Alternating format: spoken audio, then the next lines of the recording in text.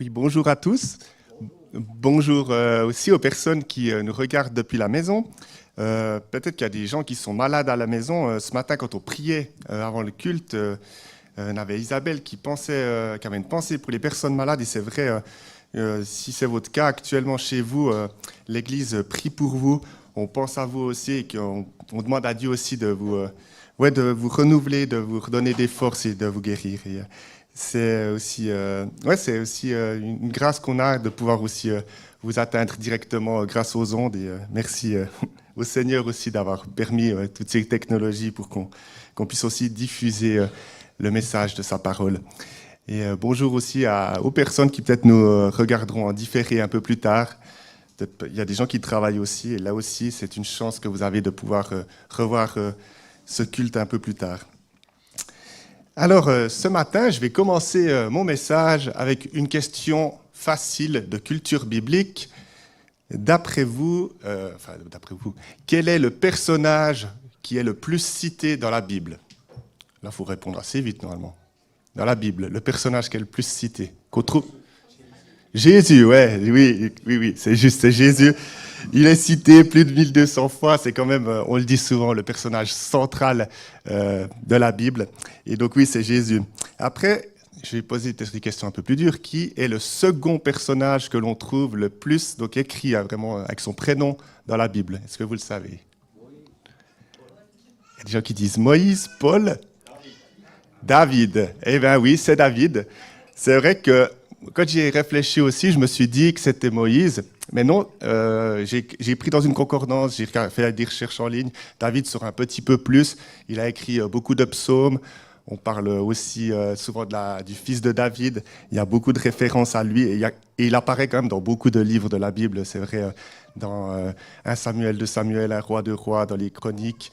Donc c'est un roi, c'est un personnage très important. Et c'est juste, Moïse est le troisième personnage qui est le plus cité. On parle, lui aussi, hein, il est très présent dans le Pentateuque. Et après, on le trouve aussi beaucoup de fois cité par rapport à la loi de Moïse. Mais pourquoi est-ce que je parle de cette liste de personnages? Il y en a d'autres après qui viennent qui viennent souvent entre 350 et 150 fois. Il y a Aaron, Paul, Abraham, Salomon, Jacob, Joseph, Josué, Paul, Pierre. Mais tous ces personnages, s'ils sont cités beaucoup, on doit se dire, mais parce qu'ils sont importants. C'est parce que ils ont joué un rôle important et c'est pas pour rien qu'ils se trouvent dans la Bible. Et pour la plupart d'entre nous, ces personnages, on a appris à les connaître si on vient, par exemple, d'une famille chrétienne, si on a eu la chance de grandir dans un environnement, dans une culture chrétienne, souvent on a entendu parler de ces personnages dans notre éducation, avec nos parents, peut-être avec des livres, avec des Bibles en bande dessinée, etc., ou aussi à l'école du dimanche. Et on apprend souvent les histoires de ces personnages. C'est vrai que pour la plupart, moi j'aimais beaucoup à l'école du dimanche connaître par cœur les histoires de toutes ces personnes. Avec le temps, j'oublie des fois un peu, c'est bien que je relise ma Bible pour m'en souvenir. Mais j'ai remarqué que par le passé, j'avais souvent tendance à mettre ces personnes à un niveau très très haut, à me dire que c'était vraiment des héros, des gens qui avaient une foi inébranlable, que c'était vraiment des modèles pour ma vie, et à les idéaliser. Après, j'ai utilisé le terme héros. C'est vrai que ces personnes sont citées, notamment dans Hébreux 11, la plupart que j'ai dit juste avant, ils sont cités comme ce passage on appelle souvent les héros de la foi, les personnes qui ont eu une vie de foi remarquable. Et c'est vrai que c'est pas pour rien aussi qu'on les reprend ces temps-ci avec les messagers. C'est aussi pour voir qu'est-ce qu'il y avait dans leur vie qui mérite qu'on s'attarde dessus. Mais justement, en se plongeant dans leurs histoires, je trouve qu'il y a plein de choses qui sont magnifiques par rapport à leur humanité, à leur vie qu'ils ont eue, avec tous les défis qu'ils ont eus, leurs peines, leurs doutes, les défaillances qu'ils ont eues. Et c'est aussi dans cette optique-là que j'ai choisi mon personnage d'aujourd'hui dont je vais vous parler, de pouvoir aussi s'intéresser à la relation qu'ils avaient avec Dieu et de voir justement qu'est-ce qu'on peut en tirer pour nous. Donc, pour ceux qui ont lu les Utah News, je pense que vous avez une petite idée de qui je vais parler. En tout cas, Isabelle avait une petite idée. Mais oui, c'est juste, je vais pas, je vais pas, tu as eu raison, c'est bien de Moïse dont je vais parler ce matin. Il y avait quelques bons indices pour le trouver, je crois. Et comme je l'ai dit avant, Moïse était un personnage important dans la Bible, au début de la Bible, dans le Pentateuque, les 5 premiers livres justement de la Bible. Et on l'a vu, il figure dans le top 3 quand même des personnes qui sont le plus citées dans la Bible. Donc, autant tout de suite vous rassurer, ce matin, je ne vais pas parler de tous les passages où on trouve Moïse dans la Bible, sinon je pense qu'on serait encore là ce soir et on pourrait encore en parler longtemps. Justement, je vais accentuer mon message sur quelques épisodes de son histoire qui illustrent sa relation avec Dieu et qui m'ont parlé. Donc, on sait que Moïse a eu un début de vie assez agité. Il est né en Égypte.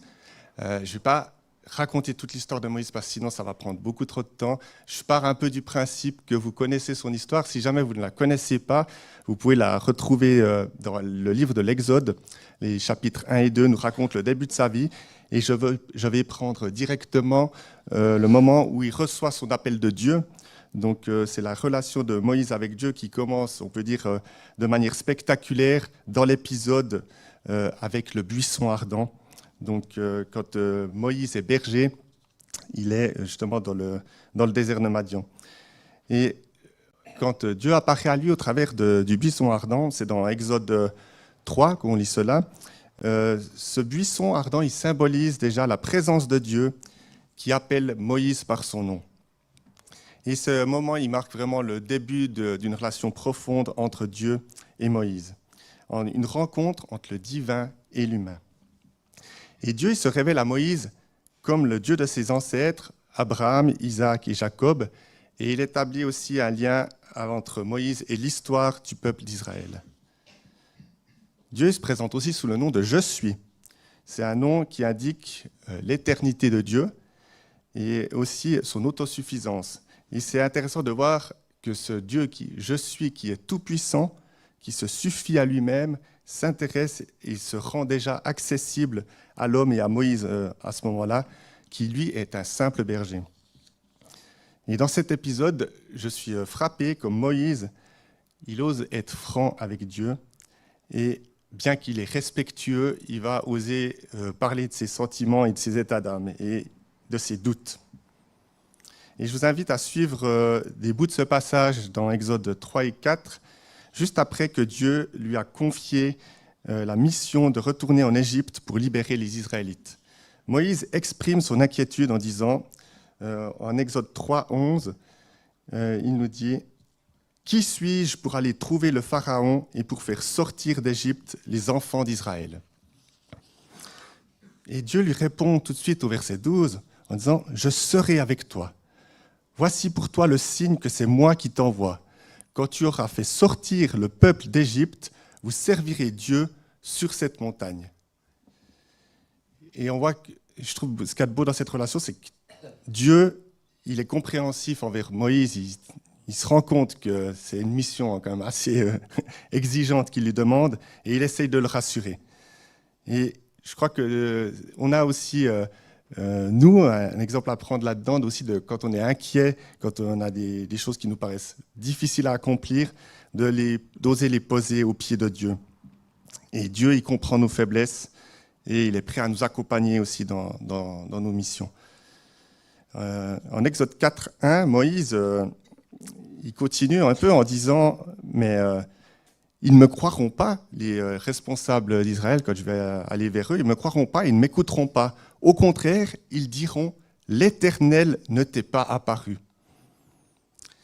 Et Dieu, il continue de l'encourager. Il lui donne 3 signes pour qu'il le croie. 3 signes qu'il pourra accomplir devant les responsables de son peuple. Le premier est de transformer son bâton en un serpent, et ensuite le serpent sera de nouveau transformé en bâton. Le deuxième, de faire apparaître de la lèpre sur sa main lorsqu'il la pose sur sa poitrine, et ensuite quand il la repose, la lèpre disparaît.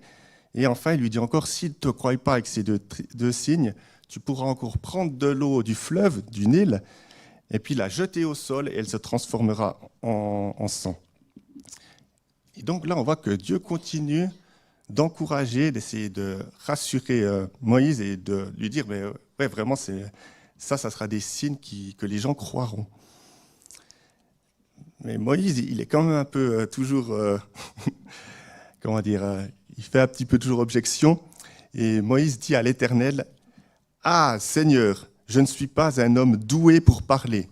Et cela ne date ni d'hier, ni d'avant-hier, ni même du moment où tu as parlé à ton serviteur. En effet, j'ai la bouche et la langue embarrassées. » L'Éternel lui dit, « Qui a donné une bouche à l'homme? Qui rend muet ou sourd, capable de voir ou aveuglé? N'est-ce pas moi, l'Éternel? Maintenant, vas-y, je serai moi-même avec ta bouche et je t'enseignerai ce que tu devras dire. » Alors, je trouve que Dieu est toujours compatissant envers Moïse, mais on voit qu'il est quand même un petit peu plus insistant. À la fin, il lui dit, maintenant, vas-y, je t'ai donné quand même pas mal de matière, d'encouragement. Je trouve fort cette parole, c'est quand il lui dit, je serai moi-même avec ta bouche et je t'enseignerai ce que tu devras dire, ce que tu devras dire.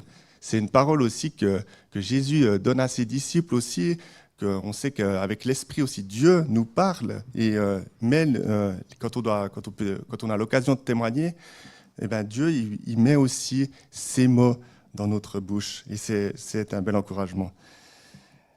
Mais Moïse dit encore, « Ah Seigneur, envoie quelqu'un d'autre que moi. » Alors la colère de l'Éternel s'enflamma contre Moïse. Il dit, « N'y a-t-il pas ton frère Aaron, le Lévite ? Je sais qu'il parlera facilement, lui. Le voici même qui vient à ta rencontre. Quand il te verra, il se réjouira dans son cœur. Tu lui parleras et tu mettras les paroles dans sa bouche, et moi je serai avec ta bouche et avec sa bouche, et je vous enseignerai ce que vous devrez faire. C'est lui qui parlera pour toi au peuple. Il te servira de bouche, et toi, tu tiendras pour lui la place de Dieu. Prends ce bâton dans ta main, c'est avec lui que tu accompliras les signes. Envoie quelqu'un d'autre que moi. » Là, c'est la goutte d'eau qui fait déborder le vase, j'ai envie de dire, où quand même Dieu à ce moment-là montre un peu, se met en colère justement, on l'a vu. Et au vu de l'ensemble de ce dialogue qu'on vient de voir, moi j'ai envie de dire, je comprends un peu Dieu qu'ils se disent, mais qu'est-ce qu'il fait Moïse avec tous les encouragements que Dieu lui a donnés, avec tout ça, il se défile un peu.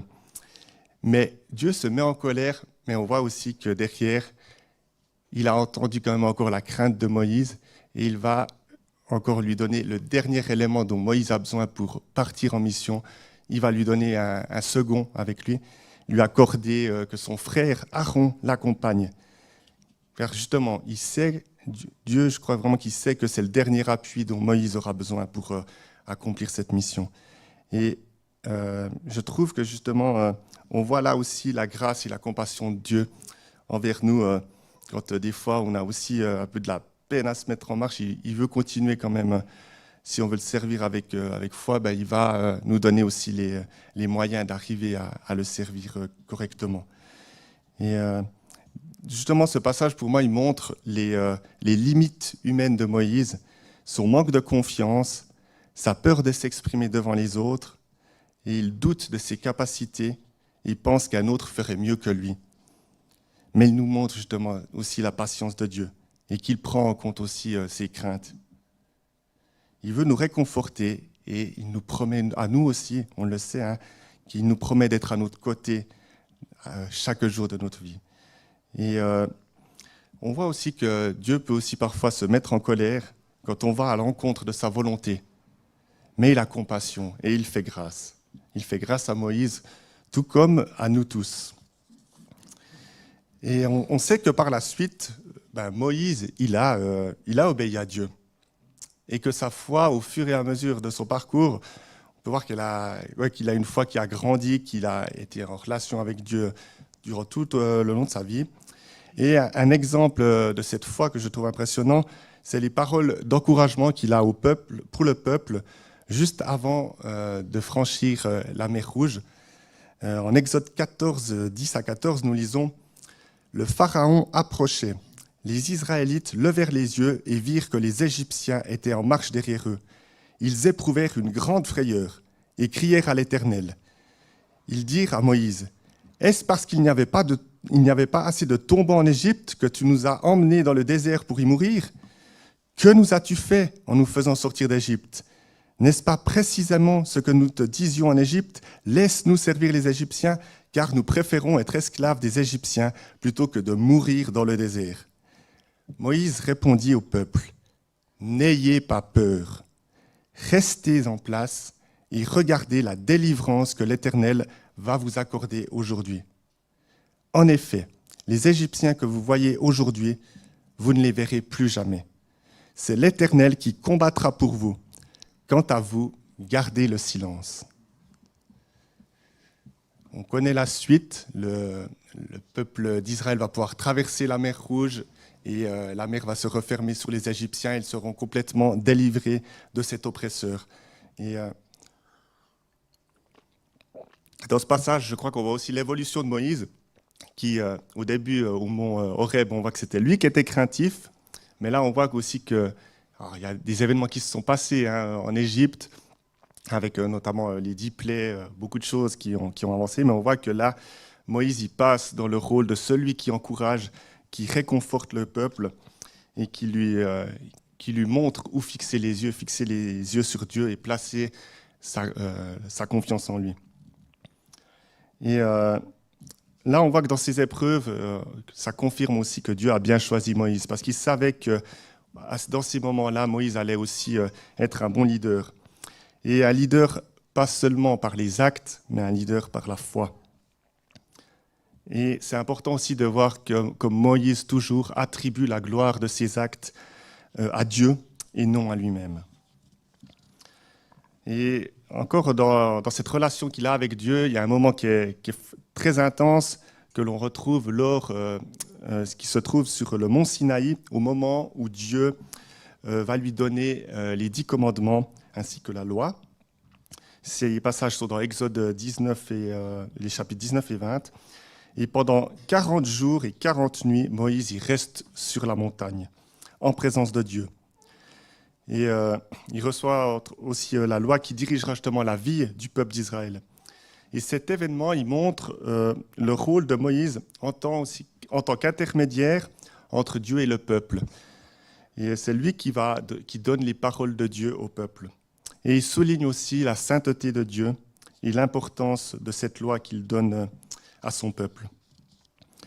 Et le fait que Moïse puisse être en présence de Dieu et revenir avec un visage rayonnant, on lit ça dans Exode 34, 29, ça montre aussi l'intimité de leur relation.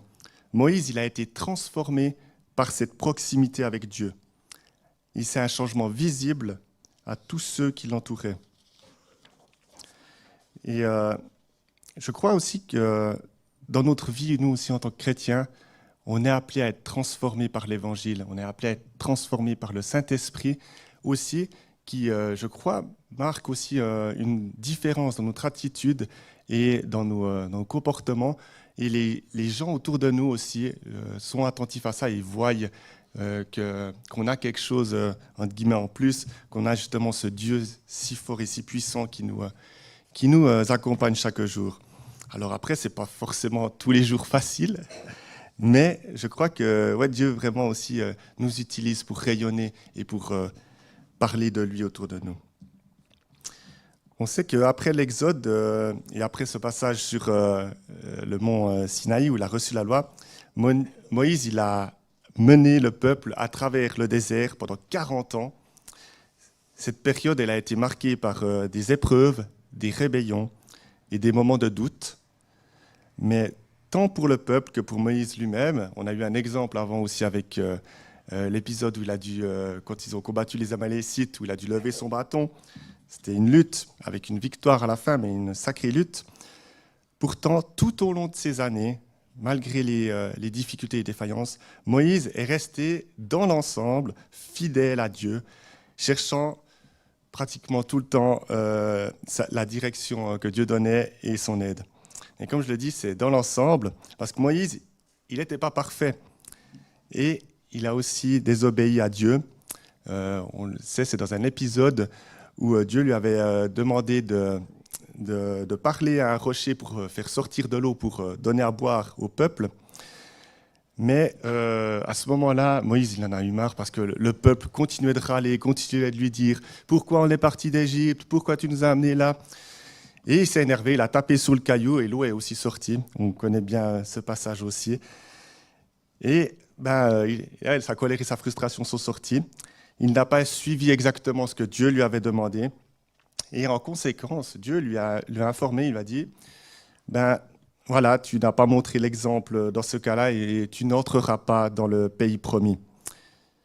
Mais cette sanction, elle montre quand même que même pour un homme aussi proche de Dieu que Moïse l'était, ça montre aussi que malgré tout, il devait continuer de lui obéir et que c'était ce que Dieu lui demandait. Et dans ce cas-là, malheureusement, il a failli. Mais ce que je trouve de beau pour la suite, c'est que ça n'a pas entaché non plus la relation entre Moïse et Dieu. Parce que Moïse, il a continué à suivre Dieu dans ce que Dieu continuait de lui demander, des paroles qu'il devait transmettre au peuple. Il a continué, malgré cette faille, et ça jusqu'à la fin de son temps sur la terre. Et Dieu, il a permis aussi à Moïse, on le voit à la fin de sa vie, de contempler la terre promise depuis le haut du mont Nebo.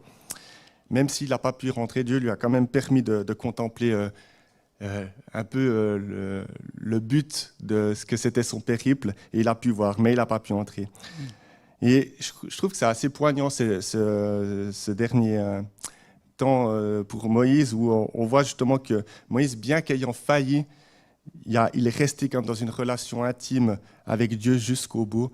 Et on dit aussi que Dieu, après, l'a enterré et on n'a jamais retrouvé son corps, mais que ça montre cette proximité et c'est cette belle relation que Moïse avait avec Dieu.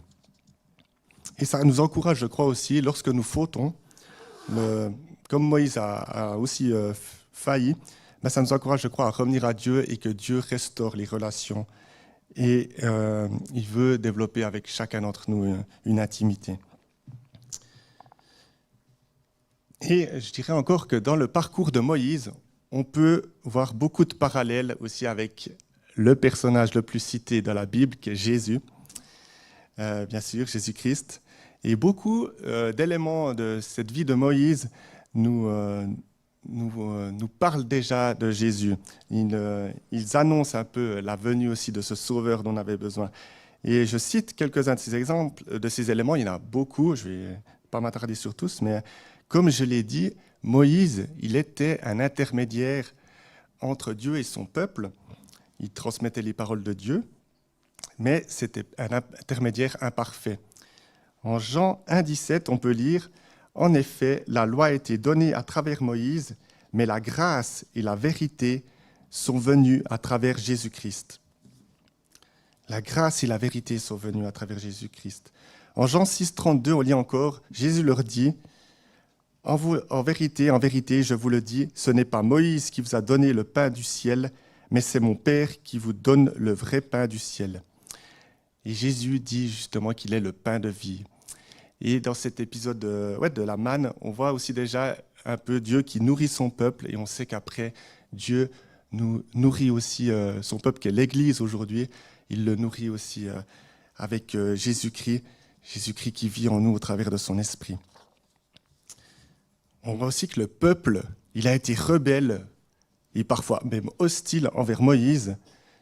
Et ce peuple a aussi été hostile envers Jésus-Christ lorsqu'il a demandé sa crucifixion et sa mort sur la croix. Et cette croix, elle est aussi, on la trouve aussi un peu déjà dans le parcours de Moïse. Il y a déjà un peu une préfiguration de ça avec l'épisode du serpent de bronze dans le désert. Comme Jésus, il le confirme justement en Jean 3, 14, 15, quand il dit « Et tout comme Moïse a élevé le serpent dans le désert, il faut aussi que le Fils de l'homme soit élevé, afin que quiconque croit en lui ne périsse pas, mais qu'il ait la vie éternelle. » Dans cet épisode du serpent de bronze, pour rappeler, les Israélites avaient été mordus par des serpents et étaient malades. Et Dieu avait donné comme instruction à Moïse de construire justement une perche avec un serpent dessus. Et si les Israélites regardaient dans cette direction, ils étaient guéris. Et ça montre aussi que, au final, ça préfigure un peu aussi la mort du Christ, qui justement lui aussi, quand on regarde à lui, c'est à lui qu'on a besoin de regarder pour être guéri de nos péchés et de nos fautes. Voilà, la vie de Moïse, je crois, elle offre donc un modèle assez exemplaire de ce que signifie entretenir une relation authentique et profonde avec Dieu. De sa première rencontre avec Dieu au buisson ardent jusqu'à sa mort sur le mont Nebo, chaque étape de la vie de Moïse est marquée par une interaction avec Dieu. Moïse a été un homme de foi, de courage et d'obéissance, mais aussi un homme avec des faiblesses et des moments de doute. C'est précisément cette humanité qui rend sa relation avec Dieu si pertinente pour nous aujourd'hui. Moïse a appris à faire confiance à Dieu dans les moments de doute, à obéir même lorsque les instructions divines semblaient difficiles. Et enfin, il a appris à interagir avec Dieu avec honnêteté et transparence.